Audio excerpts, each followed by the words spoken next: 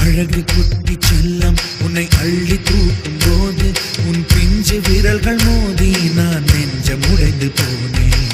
ஆளை கடத்தி போகும் உன் கண்ண குழியின் சிரிப்பில் விரும்பி மாட்டிக்கொண்டேன்.